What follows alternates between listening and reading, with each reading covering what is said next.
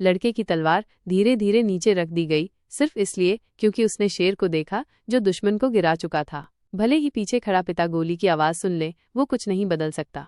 लड़का अब शिकार बन चुका था, लेकिन राजा थोड़ी दूर चलने के बाद रुका और उसे छोड़ दिया। उसे पता नहीं था कि उसका एक खून का कतरा लड़के के जख्म में गिर गया। कुछ दिनों बाद शिया ओ चियांग अस्पताल में था। उस समय उसने अपनी हालत को महसूस किया।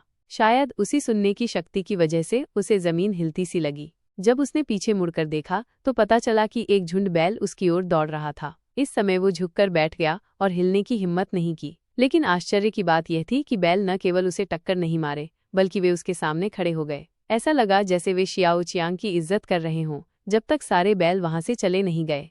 नेता को हमला करना ही होता है। उसने अपना आदेश दिया और शियाओ चियांग को आखिरी चेतावनी दी। फिर शियाओ चियांग जंगल के अंदर गया और अपनी लोहे की फिल्म से एक लंबा बाल तैयार किया। उसने उसे फेंका।